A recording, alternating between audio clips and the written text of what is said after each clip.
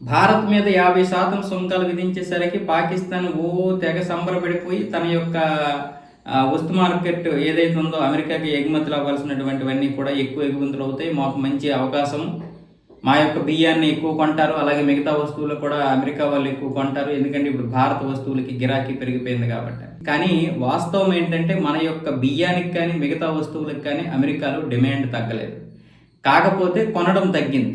Demand తగ్గలేదు కానీ కొనడం తగ్గింది. ఇక్కడ ఏంటంటే డిమాండ్ తగ్గకపోవడం అంటే ఆ వస్తువులకు ఉన్న విలువ అలా ఉంది. భారతీయులు మాత్రమే కాదు, అమెరికన్స్ కూడా ఎక్కువగానే కొన్నారు.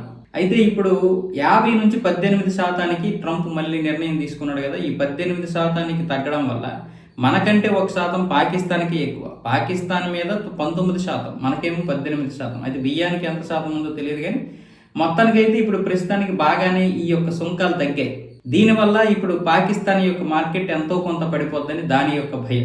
అంటే మామూలుగానే యూరోపియన్ యూనియన్తో చేసుకున్నటువంటి ఒప్పందం ఏదైతే ఉందో ఎఫ్టీఏలో భాగంగా, ఆ యొక్క ఎఫ్టీఏలో భాగంగా ఒప్పందం చేసుకోవడం వల్ల జరిగినటువంటి నష్టం, మళ్ళీ ఇప్పుడు భారతదేశంతో అమెరికా డీల్ కుదుర్చుకోకపోయినా సుంకాలు తగ్గించడం, ఇవన్నీ చూసుకున్నట్లయితే రేపు భవిష్యత్తులో మళ్ళీ డీల్ జరుగుతుంది భారత్కి అమెరికాకి. ఇప్పుడు ఈ సుంకాలు తగ్గించడం వల్ల ఇప్పుడు పాకిస్తాన్కి అయితే ఒక విధంగా భారీగానే దెబ్బ. అది ట్రంప్ కావాలని పాకిస్తాన్ మీద దెబ్బ కొట్టలేదు, అలాగే భారతదేశం కూడా పాకిస్తాన్కి ఇలాంటి దెబ్బలు తగలాలని కోరుకోలేదు.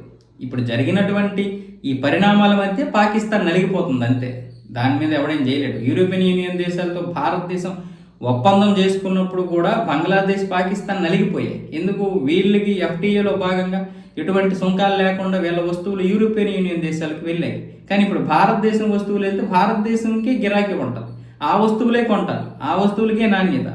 ఆ తర్వాత పాక్, బంగ్లాదేశ్ వస్తువులు పక్కన పడేస్తారు. ఆ విధంగా వాళ్ళకి డిమాండ్ తగ్గిపోతుంది. అది కావాలని చేసింది కాదు, ఆ ఒప్పందంలో భాగంగా ఇలా కొట్టుకుంటూ వెళ్ళిపోతుంటాయి. తప్పదు, ఇంకా పెద్ద పెద్ద దేశాలు ఇలా డీల్ చేస్తున్నప్పుడు ఇలా చిన్న చిన్న దేశాలు ఏమొచ్చేసి కొట్టుకుని పోతూ ఉంటాయి. దానికి ఎవరు ఏం చేయలేరు.